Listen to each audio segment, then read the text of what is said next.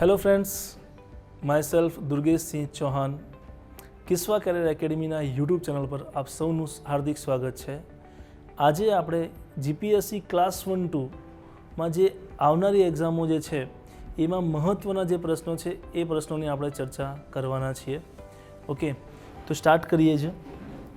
પહેલો જે પ્રશ્ન છે એ ઝડપ અંતર સમયનો છે. પ્રશ્ન એ છે કે અમદાવાદથી દિલ્હી જતી બે ટ્રેન અનુક્રમે 6:30 વાગે અને 7:15 આ બંને જે છે સવારનો સમય છે. 6:30 વાગે અને 7:15 60 કિલોમીટર કલાકની ઝડપે અને 75 કિલોમીટર કલાકની ઝડપે ઉપડે છે. તો અમદાવાદથી કેટલા કિલોમીટર દૂર આ બંને ગાડી એકબીજાને પસાર કરશે? રાઈટ, એટલે સેમ ડિરેક્શનમાં બે ટ્રેન જઈ રહી છે. એક સવારે 6:30 વાગે નીકળે છે, બીજી જે છે 7:15 ઉપડે છે. સ્પીડ પણ બંનેની અલગ છે. જે પહેલાં જઈ રહી છે 60 કિલોમીટર કલાકની છે અને બીજી જે જઈ રહી છે 75 કિલોમીટર કલાકની છે. રાઈટ, તો હવે જોઈએ.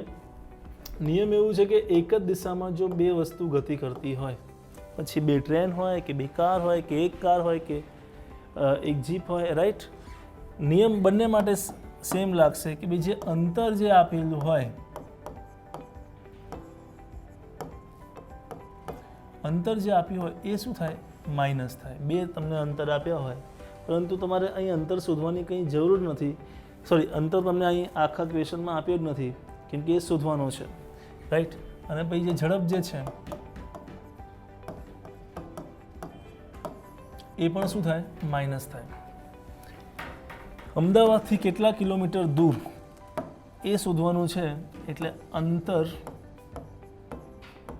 બરાબર ઝડપ ગુણ્યા સમય થાય. બરાબર. હવે અહીં તમને બે ઝડપ આપેલી છે અને બે તમને અહીં સમય આપ્યા છે. જ્યારે એક ઝડપ અને એક સમય આપ્યો હતો તો આપણે ઇઝીલી આના અંદર મૂક્યું હોત અને સોલ્વ થઈ જાત. પરંતુ અહીં તમને બે ઝડપ અને બે સમય આપ્યા છે. તો એના માટે શું કરવું? તો સિમ્પલ છે. Distance is equal to S1 into S2 divide by S2 minus S1 into T2 minus T1. બરાબર. જે નિયમ સ્પીડ માટે લાગુ પડતા હોય એના એ જ નિયમ સમય માટે લાગુ પડશે. જો તમે ઝડપ માઇનસ કરતા હો તો સમય પણ માઇનસ થશે. ઓકે, તો વેલ્યુ મૂક્યાના અંદર કે ભાઈ પ્રથમ કેટલી છે? 60, બીજી છે 75 અને નીચે આવશે 15. અને તમે જોશો તો આ બધાનું જે છે કિલોમીટર કલાકમાં જ તમને ઝડપ આપેલી છે. 60 કિલોમીટર કલાક, 75 કિલોમીટર કલાક અને આ 15 ક્યાંથી આવ્યા? તો 75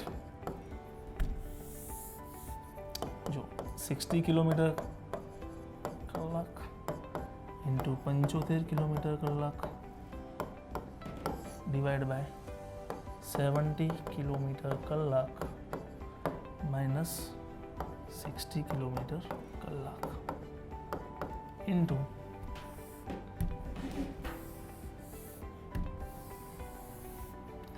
સમય કેટલો આપ્યો છે?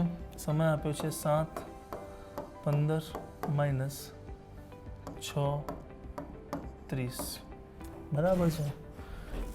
હવે એક વસ્તુ યાદ રાખવાની કે જ્યારે માઇનસ કરો, રાઈટ, સમય છે તો કેટલો અહીં આવશે? 45 મિનિટ આવશે. તો 60 ઇન્ટુ 75 નીચે આવશે 15, અહીં આવશે 45 મિનિટ. કેમ કે 6:30 ને 7:15 વચ્ચે ડિફરન્સ કેટલો હોય? 45 મિનિટ્સ. આ બધું કિલોમીટર કલાકમાં આપેલું છે, આ મિનિટમાં આપ્યું છે. તો મિનિટને કન્વર્ટ કરવું હોય કલાકમાં તો નીચે શું આવે? 60 આવે. 60 કેન્સલ, 15 તરી 75, 45 ગુણ્યા 3 કરીએ આપણે એટલે આપણને મળી જાય અંતર 225 કિલોમીટર. એટલે અમદાવાદથી 225 કિલોમીટર દૂર આ બંને ટ્રેન છે એકબીજાને મળશે. બરાબર. આ જ ક્વેશ્ચનમાં તમને એકબીજા પસાર કરે છે એની જગ્યાએ તમને પૂછ્યું હોત કે ભાઈ સમય કયા સમયે મળે છે, સમય પૂછે તોય તમે આ પદ્ધતિથી શોધી શકો છો. સિમ્પલ. સમય શોધવું હોય તો શું થાય? અંતર ભાગ્યા ઝડપ. ડિસ્ટન્સ ઇઝ ઇક્વલ ટુ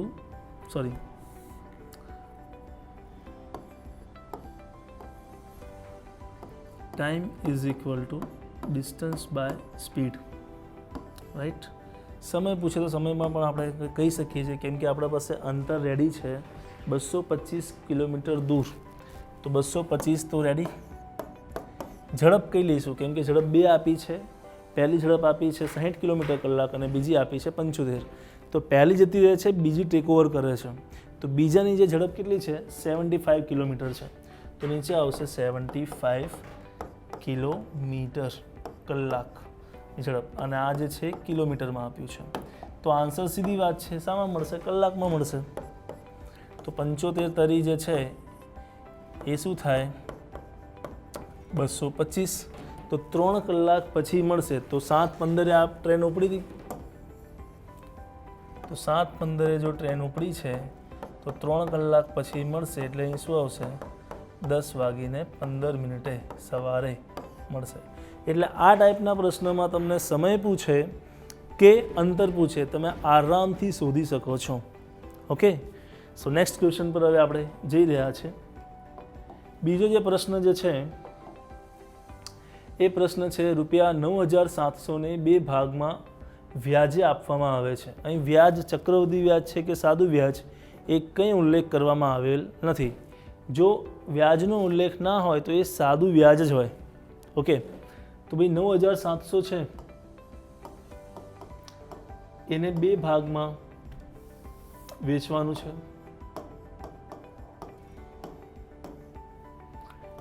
પહેલી જે વસ્તુ છે શું છે?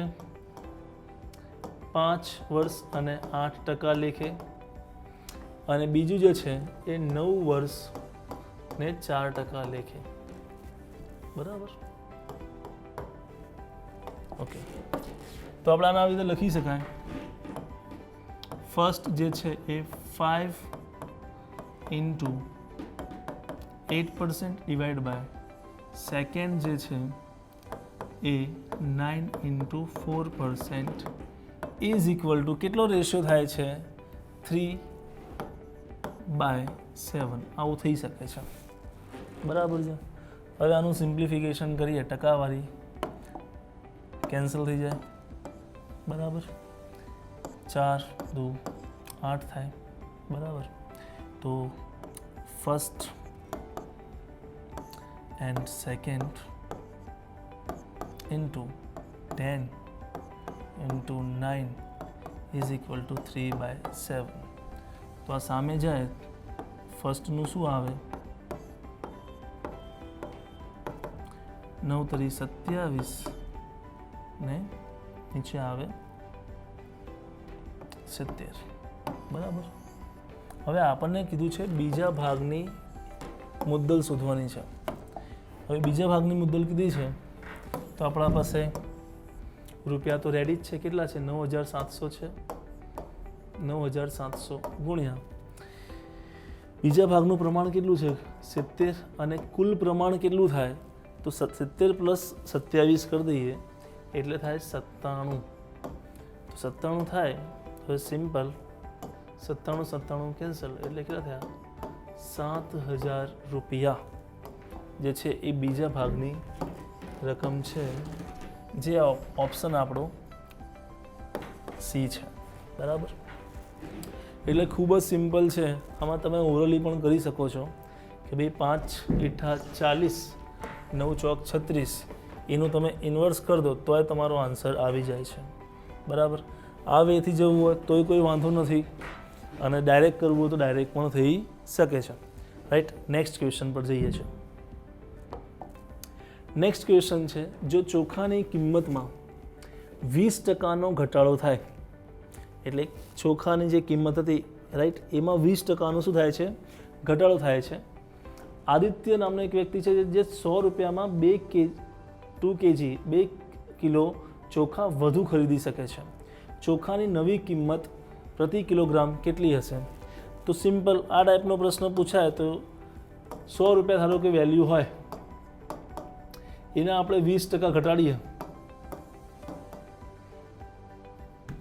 એટલે તમે રેશિયો મેથડથી પણ ગણવું હોય તો ગણી શકાય છે એકોર્ડિંગ ટુ રેશિયો કે ભાઈ 100 વેલ્યુ હતી, 20% ઘટ્યા એટલે 80 થઈ ગયા ડાયરેક્ટ. તો ડિફરન્સ કેટલો આવે છે? 20 આવે છે, બરાબર. કેટલા કેજી વધુ ખરીદે છે? 2 kg.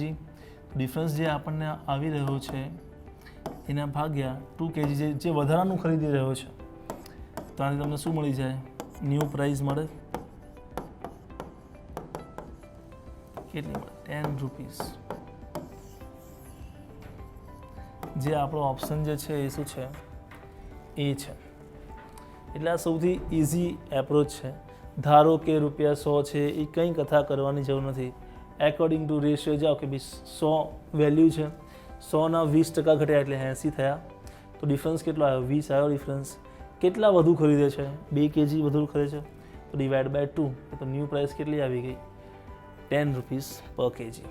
ઓકે, નેક્સ્ટ ક્વેશ્ચનમાં જઈએ. આ ક્વેશ્ચન છે સરેરાશનો. પ્રશ્ન એવું કહે છે કે એક બેટ્સમેન તેની 17મી ઇનિંગમાં 87 રન કરે છે, તેના કારણે તેની સરેરાશમાં 3 રનનો વધારો થાય છે. તો તેની વર્તમાન સરેરાશ શોધો. આને એક ક્લિકમાં પણ કરી શકાય, સ્ટેપમાં પણ કરી શકાય. આપણે બંને રીતે જોઈએ, બરાબર. બેઝિક એપ્રોચ જોઈએ. બેઝિક એપ્રોચમાં શું છે? 17મી ઇનિંગમાં 87 કરે છે, રાઈટ. સરેરાશ શોધવું હોય તો શું થાય? સરવાળો ભાગ્યા સંખ્યા. આ રીતે થતું હોય. તમને સંખ્યા પણ આપેલી છે, રાઈટ, અને સરેરાશ તમારે શોધવાની છે. સરેરાશ ખબર નથી તો આપણે શું લઈશું? x લઈશું. 17મી ઇનિંગમાં કરે 16ની કેટલી હશે? તો આપણે ડાયરેક્ટ લખી શકાય આમ કે ભાઈ 16 ઇન્ટુ x. x એટલે શું છે? સરેરાશ છે. એમાં કેટલા રન કરે છે? 17મી ઇનિંગમાં 87 રન કરે છે, એટલે કુલ કેટલી થઈ ગઈ? 17 ઇનિંગ થઈ. આ જ્યારે કરે છે તો ઇફેક્ટ શું થાય છે? જેની સરેરાશ છે એમાં કેટલો વધારો થાય છે? 3 રનનો વધારો થાય છે. હવે આને સિમ્પ્લિફાય આપણે કરીએ તો ભાઈ 16x plus 87, 17x plus 51. Difference કેટલો આવશે? x આવશે. આનો તફાવત કરીએ તો 7માંથી 1 ગયા એટલે 6, 8માંથી 5 ગયા એટલે 3. આ શું આવી ગઈ? Old average. જૂની સરેરાશ આપણને મળી. તો તેની સરેરાશમાં કેટલો થાય છે? 3 રનનો વધારો થાય છે. તો આમાં આપણે 3 એડ કરી દઈએ એટલે 39 થાય, જે આપણો ઓપ્શન શું છે? 39 છે. આને શું કહેવાય? Basic method. આ કથા કરવાની બિલકુલ જરૂર છે નહીં. ડાયરેક્ટ પણ તમે કરી શકો છો. ડાયરેક્ટ કેવી રીતે એ જોઈએ. 17 ઇનિંગ આપણને કીધી છે, 17 ઇનિંગ કીધી છે. સંખ્યા આપણને આપેલી છે, કેટલી આપી છે? 17 આપી છે. તો આપણે પહેલાં 17 લખીએ. સરેરાશમાં કેટલો વધારો થાય છે?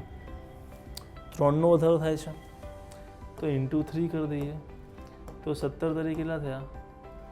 51 થયા. કેટલા ઇનિંગ કરે? 17મી ઇનિંગમાં 87 કરે છે, એમાં પ્લસ કરી દઈએ 87. તો એડ કરીએ આપણે આને તો આ 8 થાય. સોરી, આને આપણે બાદ કરવી પડશે. 87માંથી 51 બાદ કરી દઈએ એટલે અહીંયા આવશે 6, અહીંયા આવશે 3. આ તમને મળશે ડાયરેક્ટ ઓલ્ડ એવરેજ. તમને જોઈએ છે નવી એવરેજ, એટલે આમાં શું કરીશું આપણે? +3 એટલે 39. એ પણ આન્સર આવી ગયો છે, રાઈટ. એટલે તમે આ ઓરલી પણ દાખલો સોલ્વ કરી શકો. ભાઈ 17 તારી 51, 87માંથી 51 બાદ કરી દો. તો 51 બાદ કરશો એટલે તમને શું મળશે દીદી? ડાયરેક્ટ જૂની સરેરાશ મળશે. જૂની સરેરાશ મળી. કેટલો વધારો થાય છે? 3 રનનો વધારો થાય છે. તો ડાયરેક્ટ તમારો આન્સર રેડી. સેમ આનો એક બીજો ક્વેશ્ચન મેં લીધો છે. એક બેટ્સમેન તેની 11 ઇનિંગમાં ચોક્કસ સરેરાશ ધરાવે છે. તેણે તેની 12મી ઇનિંગમાં 90 રન બનાવ્યા. આ કારણે તેની સરેરાશ કેટલી થાય છે? 5 રન ઓછી થઈ જાય છે. તો વર્તમાનની સરેરાશ શોધો. તો બાય ટ્રીક એટલે આપણે એપ્રોચ જ આને સોલ્વ કરીએ. તો ભાઈ કુલ કેટલી કહેવાય? 12 ઇનિંગ કહેવાય. 12 કેટલા રન? તો ભાઈ 5. તો 12 પંચા કેટલા થયા? 60 થયા. 60માં કેટલા એડ કરવાના? જુઓ, લાસ્ટ ક્વેશ્ચન હતો એમાં આપણે શું કર્યું હતું? માઇનસ કર્યું હતું. કેમ માઇનસ કર્યું હતું? કેમ કે વધારો થાય છે. વધારો થાય તો શું થાય? માઇનસ. અને અહીં શું થઈ રહ્યું છે? ઘટી રહી છે, ઓછી થઈ રહી છે. તો આપણે શું કરીશું? પ્લસ જે 90 રન છે એ, એટલે કેટલા થયા? 150. તો આ 150 એ શું છે? જૂની સરેરાશ છે. આ તમને શું મળશે? Old average. 5 રન ઓછી થાય છે તો 5 રન ઓછા કરી દો આમાંથી, એટલે કેટલા મળશે? 145. ડાયરેક્ટ તમારો ઓપ્શન શું થશે? ડી થશે. એટલે આ ખૂબ જ સરળ છે. જો વધારે કીધું હોય, વધતી હોય સરેરાશ, તો અહીં શું થશે? માઇનસ. અને જો ઓછી થતી હોય તો શું થશે? પ્લસ. આગળના દાખલામાં આપણે જોયું હતું કે ભાઈ વધારો થાય છે. વધારો થાય છે એટલે અહીં આપણે શું કર્યું? માઇનસ કર્યું. અને અહીં શું થાય છે? ઓછી થઈ રહી છે તો અહીંયા આપણે શું કર્યું છે? માઇનસ કરી, સોરી, અહીંયા આપણે શું કરી રહ્યું છે? પ્લસ કરી રહ્યા છે. નેક્સ્ટ ક્વેશ્ચનમાં હવે આપણે જઈ રહ્યા છીએ. નેક્સ્ટ ક્વેશ્ચન છે સાદા વ્યાજ અને ચક્રવૃદ્ધિ વ્યાજનો મિક્સ ક્વેશ્ચન છે. પ્રશ્ન એ છે કે કોઈ મુદ્દલનું 2 વર્ષનું સાદું વ્યાજ અને ચક્રવૃદ્ધિ વ્યાજ અનુક્રમે 160 અને 168 હોય તો વ્યાજ દર બંનેમાં એક સમાન હોય તો વ્યાજનો દર શોધો. બરાબર? તો પહેલાં આપણને એ સમજવું પડે કે જે સાદું વ્યાજ છે અને ચક્રવૃદ્ધિ વ્યાજ છે, રાઈટ, એ પ્રથમ વર્ષે કેવા હોય? એક સમાન હોય. બરાબર? પ્રથમ વર્ષે કેવા હોય? એ એક સમાન હોય. પછી સેકન્ડ યરે ઇફેક્ટ આવતું હોય. તો આપણે જોઈએ 160 અને 168 છે. તો આ સાદું વ્યાજ 160 છે. સિમ્પલ ઇન્ટરેસ્ટ આપણને આપ્યું છે 160 રૂપિયા. કેટલા સમયનું છે? આ 2 વર્ષનું છે. તો સાદું વ્યાજ તો શું? તો આપણે ડિવાઈડ બાય 2 કરી દઈએ તો પ્રથમ વર્ષનું મળી જાય 80 રૂપિયા. હા કે ના? તો પ્રથમ વર્ષે સાદું વ્યાજ 80 રૂપિયા અને ચક્રવૃદ્ધિ વ્યાજ પણ શું હશે? 80 રૂપિયા જ હશે. કેમ કે પ્રથમ વર્ષે સાદું અને ચક્રવૃદ્ધિ વ્યાજ કેવું હોય? એક સરખું હોય. બરાબર? પછી બીજા વર્ષે પણ કેટલા થાય છે? 80. એટલે જ અહીં ટોટલ શું થઈ જાય છે? 160. અહીં કેટલા થાય છે? 168. તો અહીં કેટલા આવશે? 88 આવશે. યસ ઓર નો? તો સિમ્પલ ડિફરન્સ અહીં આપણને મળી રહ્યો છે કેટલો? 8નો. એટલે કહી શકાય કે 80 એ આપણા માટે 100% થાય. 80 એ આપણા માટે 100% થાય. તો આ વધારો કેટલો થઈ રહ્યો છે ચક્રવૃદ્ધિ વ્યાજમાં? 8 રૂપિયાનો થાય છે. તો 8 એ કેટલા ટકા? એટલે આમાં ગણતરીની પણ જરૂર નથી. અહીં આવી જાય 10. કેટલા આવે? 10%. જે ઓપ્શનમાં ક્યાં છે? બીમાં છે. આ તમને સમજાવવા માટે મેં વાત કરી. બાકી એક્ઝામમાં તમારે આ બધું લખવાની પણ જરૂર નથી. સિમ્પલ. આ બંને વચ્ચે તફાવત કેટલો છે? 168 અને 160. ડિફરન્સ કેટલો આવ્યો? 8 આવ્યો. બરાબર? પ્રથમ વર્ષનું કેટલું વ્યાજ આવે છે? સાદું વ્યાજ 80 રૂપિયા આવે છે. તો 80 એ 100%. તો 8 એ કેટલા? તો આ તમારે સાદું વ્યાજ ચક્રવૃદ્ધિની સરખામણી કરવાની જરૂર નથી. ડાયરેક્ટ તમે મૂકી શકો છો. એટલે ખૂબ જ સિમ્પલ આ પ્રશ્ન હતો. નેક્સ્ટ ક્વેશ્ચન પર જઈએ. નેક્સ્ટ ક્વેશ્ચન જે છે પાઇપ એન્ડ સિસ્ટમ એટલે નળ અને ટાંકીના જે દાખલા પૂછાતા હોય છે એક્ઝામમાં એ મેં લીધો છે. પ્રશ્ન છે 3 નળ A B C એક ટાંકીને 6 કલાકમાં પૂરેપૂરી ભરી દે છે. જો આ ત્રણેય નળ એક સાથે 2 કલાક માટે ખુલ્લા રાખવામાં આવે, ત્યારબાદ નળ સીને શું કરી દેવામાં આવે છે? બંધ કરી દેવામાં આવે છે. તો બાકીની ટાંકી એ અને બી દ્વારા 7 કલાકમાં ભરાય છે. તો ફક્ત સી નળ આ ટાંકીને પૂરેપૂરી ભરવા માટે કેટલો સમય લેશે? તો બેઝિક એપ્રોચ પણ છે અને ટ્રીક એપ્રોચ પણ છે, ટ્રીક એપ્રોચ પણ છે. તો હવે જોઈએ કેવી રીતે આ સોલ્વ કરીશું. બેઝિકમાં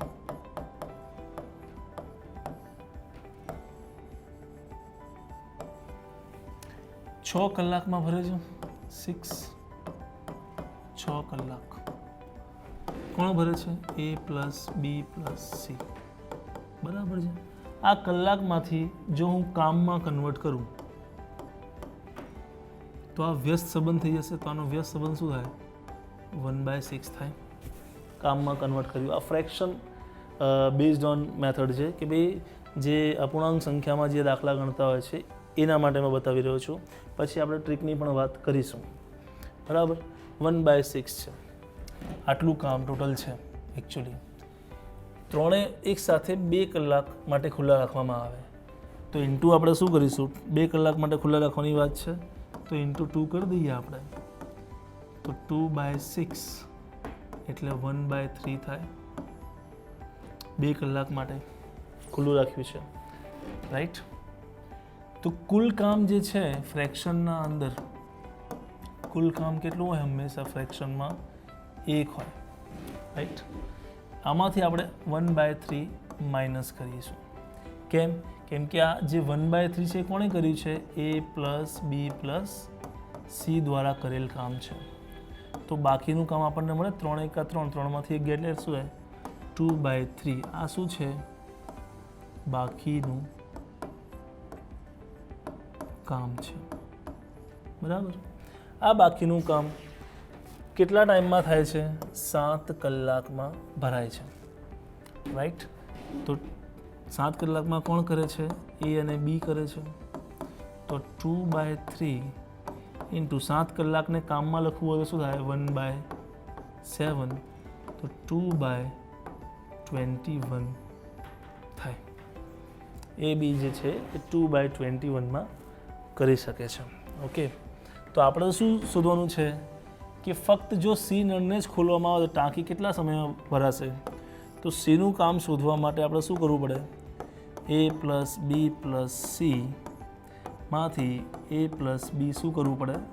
બાદ કરવું પડે. તો એ પ્લસ બી પ્લસ સીનું કામ કેટલું હતું? આપણે 6 કલાકમાં ભરે છે એટલે 1/6માં લખી શકાય. અને એ અને બી કેટલા સમયમાં કરે છે? 2/21. તો આનું આપણે સિમ્પ્લિફિકેશન કરીએ તો 1/3 તો કોમન આવી જાય આમાં. બરાબર. અને 1/2 ઇન્ટુ 2/7 આ રીતે આવી જાય. હવે આનું સિમ્પ્લિફિકેશન કરીએ તો નીચે આવી જાય 14.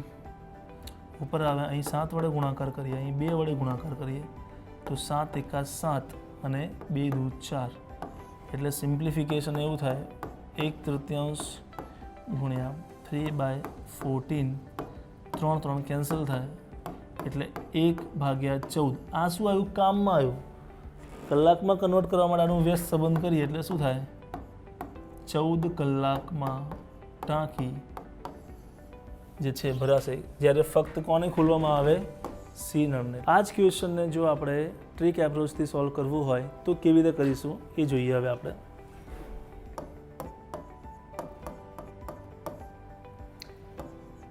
એ બી સી જે 3 નળ છે એ કેટલા કલાકમાં ટાંકીને ભરે છે? 6 કલાકમાં ટાંકી પૂરેપૂરી ભરાઈ જાય છે.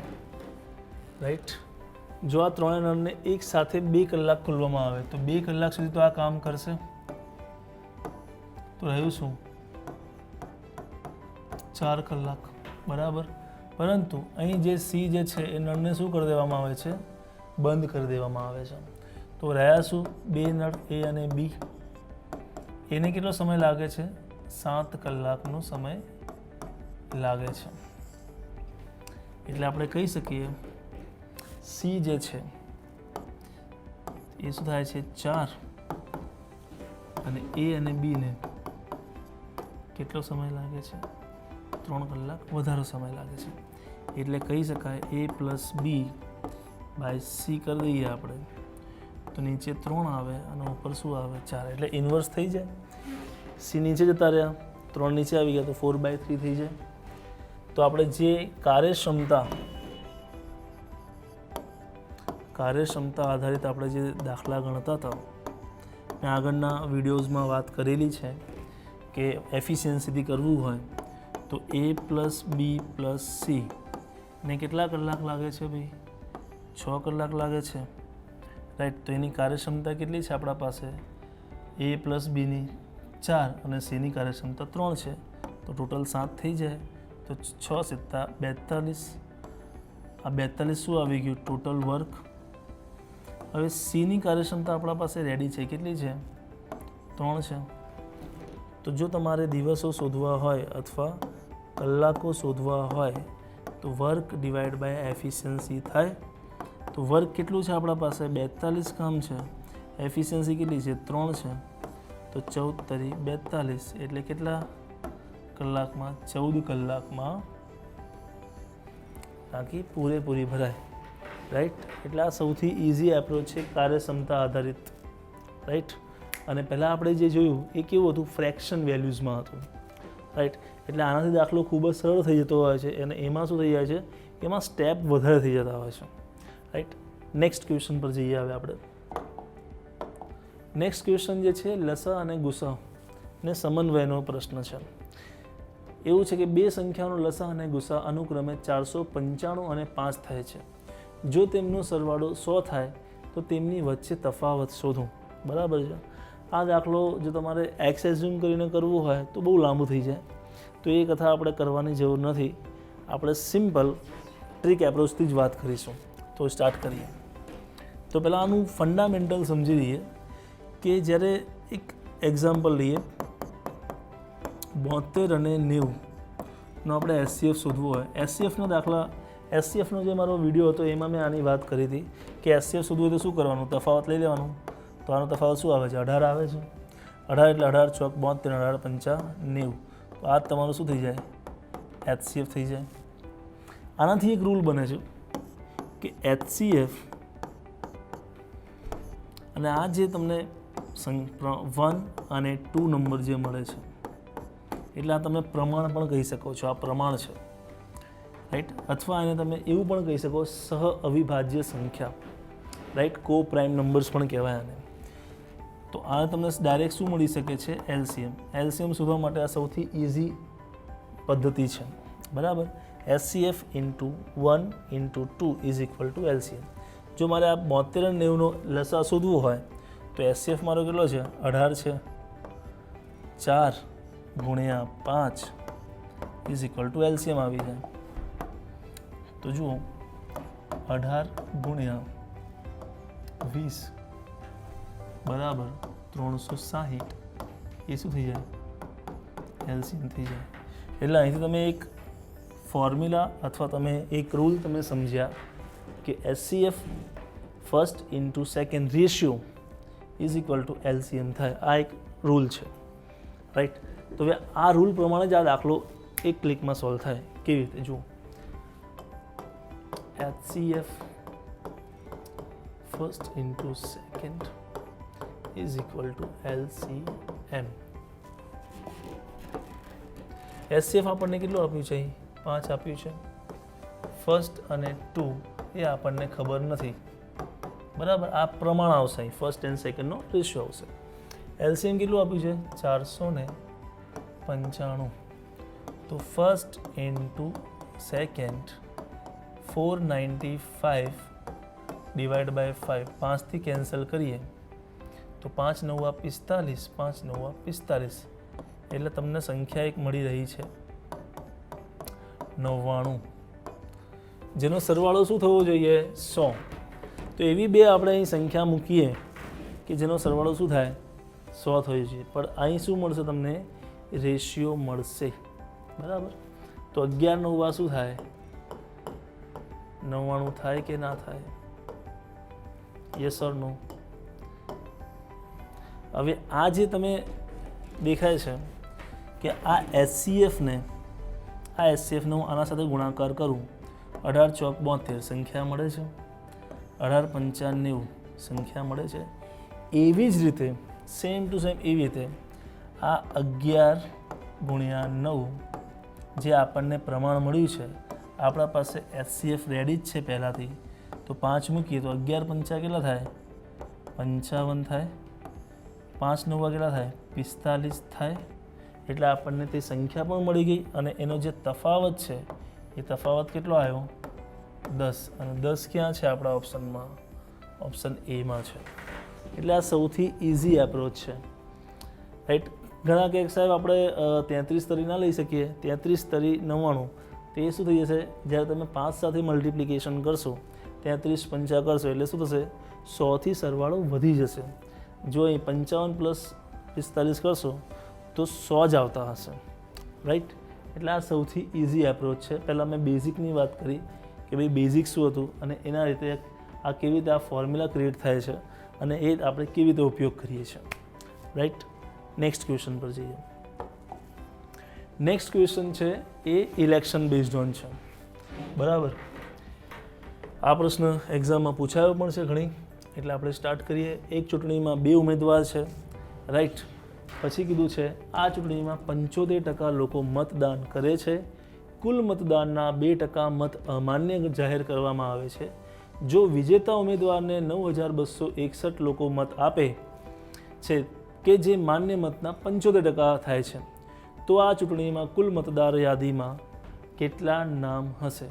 એટલે કુલ મતદારીમાં એટલે ટોટલ વોટર્સની સંખ્યા આપણે શોધવાની છે. ટકાવારી હંમેશા કેટલી હોય? 100% હોય, રાઈટ. આમાંથી 75% લોકો શું કરે છે? મતદાન કરે છે. એટલે આપણે કહી શકાય 25% મતદાન નથી કરતા. એટલે આ ખાલી 75% લોકો જ મતદાન કરે છે. હા કે ના? તમે મત આપો કે ના આપો, પરંતુ મતદાર યાદીમાં તમારું નામ તો રહે કે ના રહે? તો આપણે ટોટલ આ જે 100 છે અહીં કેટલા વ્યક્તિ હશે એ આપણે શોધવાના છે. ઓકે. હવે આ જે તમને 75% મળી રહ્યા છે એ આપણા માટે શું હોય? એ 100% જ ગણી દેવાના, બરાબર. હવે આ કુલ મતદાનમાં 2% શું છે? અમાન્ય વોટ ગણવામાં આવ્યા છે. તો આમાંથી 2% આપણે અમાન્ય માઇનસ કરીએ એટલે શું આવશે? 98% આવશે. 98 શું છે? માન્ય. તો એ 98 આપણા માટે શું કહેવાય? કેમ આપણે 98ને 100 ધારીએ છીએ? કેમ કે આ 100%માંથી આપણને શું મળે છે? હાર અને જીતનું પ્રમાણ મળે છે. એટલે જે 98 શું અમાન્ય વોટ જે છે, આ કેવા વોટ છે? માન્ય વોટ. એ આપણા માટે શું કહેવાય? 100% કહેવાય. એ 100%માંથી માન્ય વોટમાંથી કેટલા મળે છે? 75%. તો અહીંથી એક જણને કેટલા મળે છે? 75% વોટ મળે છે. અને જેની સંખ્યા તમને આપેલ છે, જેની સંખ્યા કેટલી આપી છે આપણને? 9261. તો 100% એ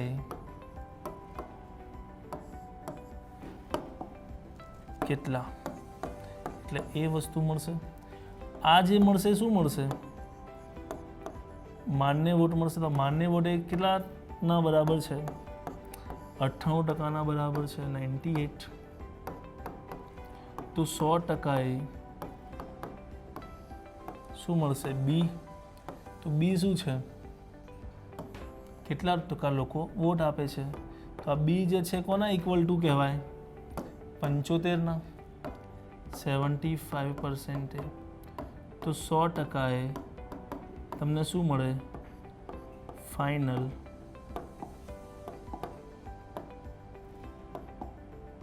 આન્સર મળી જાય. ફાઇનલ એટલે કયો? 100% મળે. આ ડાયરેક્ટ. હવે આની ગણતરી કેવી રીતે કરવી એ સૌથી અઘરી વાત થઈ જતી હોય છે, રાઈટ. તો એ જ આપણે સમજવાનું છે કે આને કેવી રીતે આપણે સરળ બનાવવાનું છે. તો આપણા પાસે 9000 261 તો રેડી છે, 9261 છે. હવે તમે જોશો બધામાં 100 100 અને 100 તો ગુણવાના જ છે, તો ઇન્ટુ 100 ઇન્ટુ 100 ઇન્ટુ 100 ભાગ્યામાં શું આવશે? 75, 98 અને 75, 75, 98 અને 75. બરાબર. હવે આનું સિમ્પ્લિફિકેશન કરવાનું છે. 25 તરી 75, 25 ચોક 100, 25 ચોક 100 અને 25 તરી 75. આ 9261 જો તમને ઘન યાદ હોય તો આ 9261 શું છે? 21નો ઘન છે. 21 ગુણ્યા 21 ગુણ્યા 21. તો આને હવે સિમ્પ્લિફિકેશન કરીએ. 3 સિત્તા 21, 3 સિત્તા 21 અને 14 સિત્તા કેટલા થાય? 98 થાય. બરાબર. અને 7 દુ 14 થઈ જાય, 2 દુ 4 થાય. એટલે હવે તમે ડાયરેક્ટ જુઓ તો અહીં કેટલા રહ્યા? ખાલી 21 ગુણ્યા 8 ગુણ્યા 100. તો 21 ઇઠ્ઠા થાય 168 અને પાછળ જે છે એ 2 0 એટલે 16,800 એ તમારો આન્સર થાય. એટલે આ સૌથી ઇઝી એપ્રોચ છે. પછી તમે આમાં ધારો કે એક્સ કરો તો આ બહુ લાંબુ થઈ જાય, એટલે એ કથા કરવાની જરૂર નથી. આ તમને સમજાવવું જોઈએ. આ જે વાત કરી છે કે ભાઈ 100% હતા એમાંથી 25% મત નથી આપતા, 75% આપે છે. તો જે 75% આપે છે એ આપણા માટે શું હોય? 100% હોય. એ 100%માંથી 2% અમાન્ય છે, તો 98% શું હોય? માન્ય. એ 98 આપણા માટે શું હોય? 100માંથી એક જણને 75% વોટ મળે છે કે જેની સંખ્યા આપી છે 9261. રાઈટ. તો 100% એ કેટલા? તો આપણને માન્ય વોટ મળે. એ જે માન્ય છે એ કોના ઇક્વલ ટુ છે? 98ના છે. તો 100% એ બી મળે. બી એટલે શું? જે વોટ સંખ્યા આપી રહ્યા છે તે. તો વોટ કેટલા આપી રહ્યા છે? 75. તો 75 એ 100. તો જે તમને મળે કેટલા મળે? 16,800 જે છે આટલા લોકોની મતદાર યાદીમાં નોંધણી થયેલી છે. સેમ આ ટાઈપનો જ ક્વેશ્ચન એક મેં બીજો પણ લીધો છે, જે અહીંયા આપેલો છે કે એક ચૂંટણીમાં 2 ઉમેદવાર છે. આ ચૂંટણીમાં 10% લોકો મત નથી કરતા. તો આપણા પાસે 100% ટોટલ વ્યક્તિઓ છે, એમાંથી 10% મત નથી કરતા, મત આપતા નથી. તો 90% તો મત આપી રહ્યા છે. આ જે 90% આપી રહ્યા છે એ આપણા માટે શું હોય? એ 100% રહેવાના. પછી કુલ મતદાનમાંથી 10% મત શું થાય છે? અમાન્ય એટલે રદ થાય છે. 10% રદ જાહેર થાય છે. તો 90% જે આપણને મળે છે એમાંથી રિઝલ્ટ મળવાનું, એટલે 100% આપણે ગણીશું એને પણ.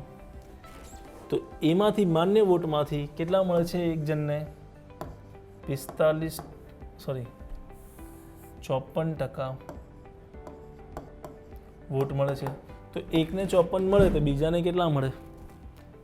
સીધી વાત છે, બીજાને મળે 46 મળે. આપણને શું પૂછ્યું છે? જો વિજેતા ઉમેદવારને 54% વોટ મળે અને 1620 મતથી શું થાય છે? વિજેતા જાહેર થાય છે. એટલે શું થાય છે? મેજોરિટીની વાત થાય છે. 1620 મતથી વિજેતા જાહેર થાય છે. તો મતદાર યાદીમાં કુલ મતદારોની નામ કેટલા હશે? તો આ બંને વચ્ચેનો શું શોધવાનું તમારે? તફાવત. કેમ? કેમ કે તમને આ જે 1620 જે છે એ પ્રથમ ઉમેદવારને મળેલ વોટની સંખ્યા નથી.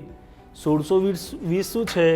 બીજા કરતાં વધારે મળેલ વોટની સંખ્યા છે. તો બીજા કરતાં વધારે વોટના ટકાવારી કેટલી છે આપણા પાસે? પહેલાં એ જોવું પડે. તો કેટલા થાય? 8% થાય. તો સેમ 3 રાશિ તમારે અહીં પણ મૂકવી પડશે કે 8% એ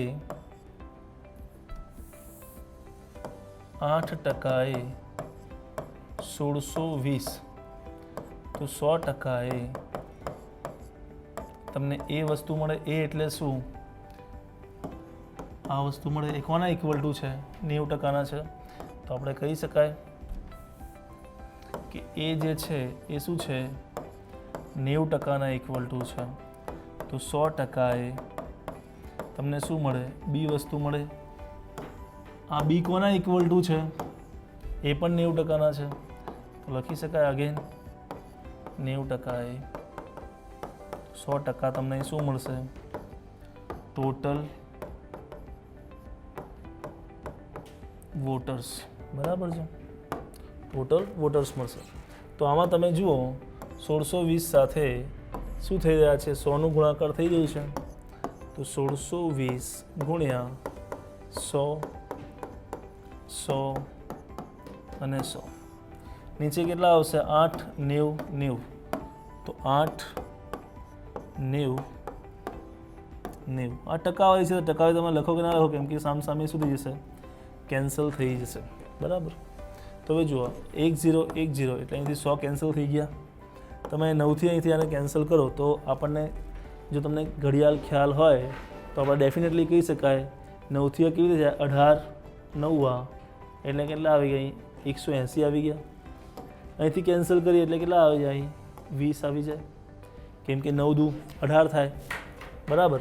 હવે આનું સિમ્પ્લિફિકેશન કરીએ તો આના અડધા 4 થાય, આના અડધા 10 થાય, અહીં 5 આવે, અહીં 2 આવે, એટલે અહીં કેટલા થઈ જાય? 50, પાયું 25. હવે 0 કેટલા છે તમે ખાલી ગણી લો, એટલે જેટલા 0 મૂકી દઈએ આપણે, એટલે 25,000 જે છે એ એકચ્યુઅલી વોટર્સ હશે, રાઈટ. તમે જોયું હશે કે મેઇન કોન્સેપ્ટ આ ક્વેશ્ચનમાં આ જ છે. જો તમને આ સમજાશે તો તમને દાખલો ઇઝી છે, બાકી તમારે સરળીકરણ જ કરવાનું છે. ઓકે, તો આઈ હોપ તમને આ વિડીયો ગમ્યો હશે અને આ જેટલા પણ મેં દાખલા લીધા છે તમને ક્લાસ 1 2ની એક્ઝામમાં કામમાં આવશે. ઓકે, જો આ તમને વિડીયો ગમ્યો હોય તો પોતાના ફ્રેન્ડ સાથે શેર કરવા વિનંતી.